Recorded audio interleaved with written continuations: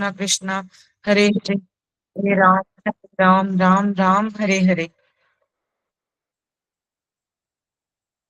माता जी आप स्टार्ट कर सकते हैं। हरे कृष्णा। हरे कृष्णा। थैंक यू माता जी। हरे कृष्णा। तो सभी को मेरा दंडवत प्रणाम। आप सभी का हार्दिक स्वागत है जप्पा टॉक में। तो आज जप्पा टॉक में भक्ति के प्रति उत्साह, नाम जप के प्रति उत्साह के बारे में थोड़ा सा चर्चा करने का प्रयास करूंगी। तो जैसे कि हम हमेशा सुनते हैं हर बार की जो नाम जप है, ये हमारे इतना पवित्र नाम है कि हमारे बड़े बड़े पापों के पहाड़ों को भी जला के ध्वस्त कर देता है, उनको नष्ट कर देता है। तो इस इतना बड़ा जो हमें प्रॉफिट दे रहा है ये पवित्र नाम, तो इसमें कैसे उत्साह को बढ़ाया जाए, कैसे उत्साह लाना चाहिए अपने जीवन में इस भक्ति के इस पवित्र नाम को जप करने के लिए। तो इसका एक छोटा सा उदाहरण है कि एक बार एक विद्यालय में, एक कक्षा में, तो एक बच्चे के, बहुत सारे बच्चे हैं एक क्लास में, तो उस क्लास में एक बच्चे के कुछ पैसे चोरी हो जाते हैं।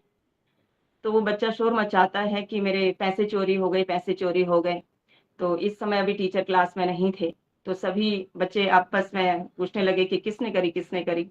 तो जैसे ही टीचर क्लास में आते हैं, तो सभी बच्चे जो हैं टीचर को बताते हैं कि सर इसके पैसे चोरी हो गए, इसके बैग से इसके पैसे चोरी हो गए।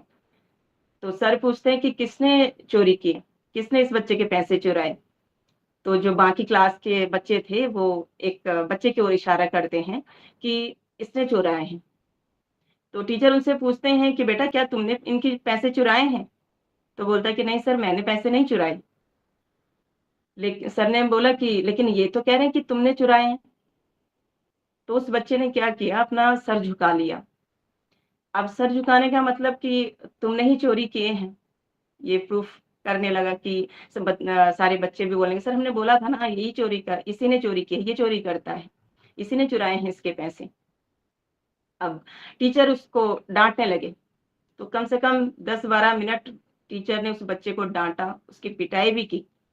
तो ये पिटाई देखकर उसी क्लास में से एक बच्चे का हृदय पिघल गया। तो उसने सर से बोला कि सर चोरी इसने नहीं, मैंने की है। तो सर ने बोला कि अगर तुमने चोरी की ना तो फिर ये बोल क्यों नहीं रहा है। मैंने तुमसे पूछा कि चोरी किस तुमने चोरी की है तो तुमने जवाब क्यों नहीं दिया, सर क्यों झुका लिया।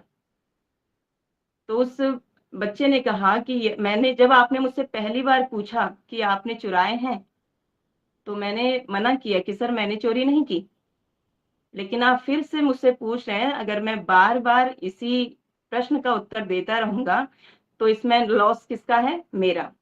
अब क्या लॉस था उस बच्चे का, कि वो कहता है कि इतनी देर, मैं जितनी देर आपके प्रश्नों का उत्तर, एक ही प्रश्न का उत्तर मैं बार बार देता, तो उतनी देर मेरी जिह्वा से नाम, पवित्र नाम रुक रहा था, छूट रहा था। मेरे नाम, मेरी जिह्वा में पवित्र नाम विराजमान है, और मैं बार बार आपके एक ही प्रश्न का उत्तर देके मेरा वो नाम छूट रहा था।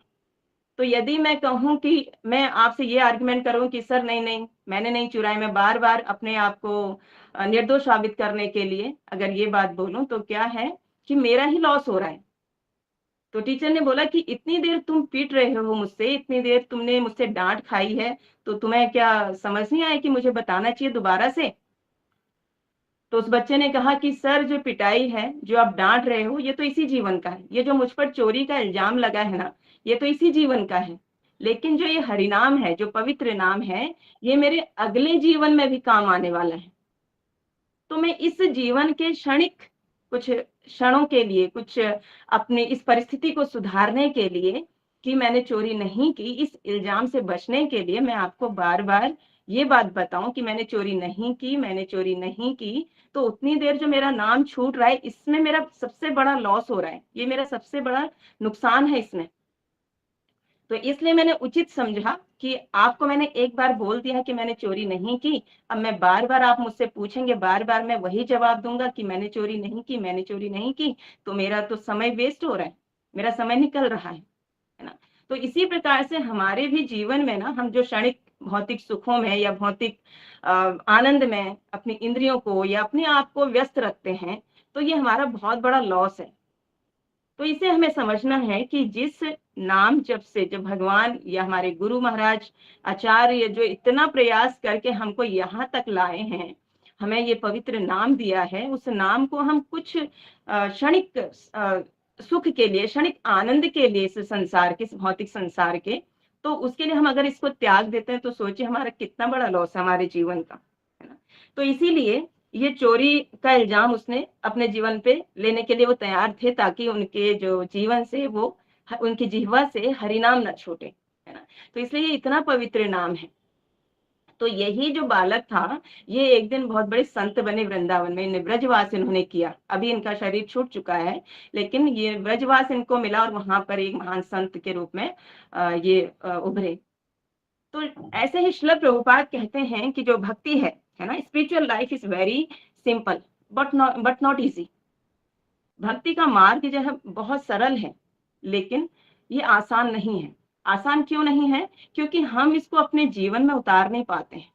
जो अपने जीवन में उतार लेता है उसके लिए बहुत सरल हो जाता है, लेकिन जब हम अपने जीवन में नहीं उतार पाते हैं तो हमारे लिए बहुत मुश्किल लगता है। तो जीवन में क्यों नहीं उतार पाते हैं, क्यों मुश्किल लगता है? क्योंकि हम बाहरी जो भौतिक सांसारिक सुख है, इसको ज्यादा महत्वपूर्ण मानते हैं, इसको ज्यादा महत्व देते हैं, इस पर अपना सारा फोकस, सारा समय इस पर लगाना चाहते हैं। तो इसलिए हम अपने जीवन में ये भक्ति के मार्ग को नहीं अपना पाते, उन नियमों को नहीं अपना पाते हैं, है ना? तो हमें कैसा उत्साह चाहिए इस मार्ग पर चलने के लिए, जिससे कि हमारा जीवन सफल हो जाए। क्योंकि ये जो महामंत्र है, जो ये भगवान का हरिनाम है ना, ये सिर्फ नाम नहीं है, इसी पवित्र नाम के अंदर आनंद का महासागर छिपा हुआ है। जिस तरीके से आप देखते हैं कि दूध में दही छिपा है, दही में माखन छिपा है, लेकिन थोड़े से प्रयास से उस माखन को हम हासिल कर सकते हैं। तो उसी प्रकार से थोड़े से प्रयास से, छोटा सा प्रयास हमें भक्ति मार्ग में करना है, जिससे हम बहुत बहुत आनंद को प्राप्त कर सकते हैं। उस आनंद के महासागर, जो आनंद में महासागर छुपा हुआ है। हमें लगता है कि क्या हरि नाम है ना, हरे कृष्ण महामंत्र का बार बार कितना जप, कितना करें, कर लिए 16 माला, 10 माला, 12 माला, 4 माला, बहुत है, लेकिन ये बहुत नहीं है। जीवन का उद्धार करने के लिए, इस भवसागर को पार करने के लिए हमें इसकी बहुत महत्वपूर्ण है ये, और हमें बहुत जरूरत है उसको अपने जीवन में लाने की। तो ऐसे ही एक हिज ग्रेस अमरेंद्र प्रभु एक लेक्चर में बताते हैं कि हमारी जीवा क्या है, एक कन्या की तरह, एक लड़की की तरह हमारी जीवा है। जैसे एक माता पिता अपनी बेटी की शादी किसी भी ऐसे लड़के से नहीं करवाएंगे ना, क्योंकि वो एक उचित, एक सुयोग्य वर उसके लिए, सुयोग्य लड़के की खोज करेंगे और उस लड़की के साथ अपनी बेटी का विवाह करेंगे। तो ऐसे ही जो हमारी जिह्वा है, ये एक लड़की की तरह है। इसको बहुत ही सहजता से हमें चलाना है, बहुत सहजता से रखना है। ऐसे नहीं कि कुछ भी खा लिया, कुछ भी बोल लिया, कुछ भी कर लिया, जिह्वा अपनी है तो कुछ भी करें, मेरी इंद्री है, कुछ भी, हम फ्रीडम है हमारे अंदर, फ्रीडम नहीं है। फ्रीडम को अगर अपनाते हैं तो इस भवसागर में बंधे रहेंगे, भवसागर में फंसे रहेंगे। पुनरपि जननम पुनरपि मरणम पुनरपि जननी जठरे शयनम, बार बार करना पड़ेगा। तो इसी से तो हमें बाहर निकलना है, इसी से तो हमें अपने आप को बचाना है। तो हमें यहाँ इस भवसागर से बचने के लिए एकमात्र भक्ति ही हमारे साथ है ना? तो इसी प्रकार से जो हमारी जीवा है, वो उसके लिए भी हमें एक सुयोग्य वार्तालाप की आवश्यकता है। हमें भौतिक संसार में अपना जीवा रूपी इस कन्या को भौतिक संसार की वार्तालाप में नहीं लगाना चाहिए। ये भौतिक संसारी वार्तालाप हमारी जीवा के सुयोग्य नहीं है। जीवा के सुयोग्य है भगवान की हरि कथा, भगवान का पवित्र नाम, ये सुयोग्य है हमारी जीवा के लिए। उसे हमें उस जीवा को प्रदान करना चाहिए, है ना? ताकि वो सही समय, सही डिसाइड कर सके हमारे जीवन के को आगे बढ़ाने के लिए, एक सही मार्गदर्शन के लिए। तो उसके लिए हमें ये करना जरूरी है। तो जीवा को इतनी लत लगा देनी है इस हरि नाम की, कि हम एक पल भी नहीं रह पा रहे हैं इस नाम के बिना, है ना? मेरे तो गिरधर गोपाल दूसरों न कोई। बस जीवा का यही काम है कि मैं भगवान की कथा करूं, या प्रचार करूं, या अध्ययन करूं, या फिर पवित्र नाम का जप, ये कार्य हमारे हैं। तो भक्ति मार्ग पर आगे बढ़ने के लिए श्रील प्रभुपाद हमें बहुत सारी चीजें हमें देखकर गए हैं, हमारे आचार्य, हमें कुछ अलग से करने की आवश्यकता नहीं है। ये सारा ज्ञान भी वही देकर गए हैं। आचार्यों से हम ये सब समझ सकते हैं, उनकी वाणी से, कि हमें किस तरीके से इस जो समय, हमें एक लिमिटेड समय है हमारे जीवन में, उस लिमिटेड जीवन के उस समय को हम कैसे उसका सदुपयोग करें, है ना? हमें नहीं पता कि अगले पल हमारा जीवन है कि नहीं है। है ना? तो नहीं अगर जीवन है भी, न जाने किस परिस्थिति में होगा कि हम इस पवित्र नाम का जप कर भी पाएँगे कि नहीं कर पाएँगे। हमारी जीवा से ये पवित्र नाम निकल भी पाएगा? क्या ये है ऐसा? तो नहीं, पता नहीं ना, कि कुछ भी हो सकता है। तो इसलिए जिस समय में जो समय हमारे पास है, अभी हम अच्छी अवस्था में हैं, है ना? तो ये भगवान की असीम अनुकंपा है हमारे ऊपर कि हमें ऐसा मनुष्य देह प्राप्त किया है, उसके ऊपर से हमें ऐसे आचार्यों के संरक्षण में रखा, ऐसे वैष्णव के संरक्षण में रखा है, एक ऐसा भक्ति का एक ऐसा प्लेटफ़ॉर्म हमें दिया है, जिस पर हम अपने जीवन का उद्धार कर सकते हैं, अपने जीवन को आगे बढ़ा सकते हैं। तो इसीलिए हम सब, यही हमारा भाव होना चाहिए कि हे प्रभु, मैं आपका हूँ, आप मेरे हैं, और इसी भाव से हमें भगवान का आश्रय लेकर निरंतर उनके पवित्र नामों का जप करते रहना चाहिए और इस भव सागर से पार होना चाहिए। अपने इस मनुष्य जीवन को सार्थक करने का प्रयास करना चाहिए। हरे कृष्णा। तो आप सभी का बहुत बहुत धन्यवाद। Hare Krishna. Thank you so much माता जी, हरे नाम के बारे में इतना अच्छे से समझाने के लिए, हमें इतने अच्छे से इम्पोर्टेंस बताने के लिए।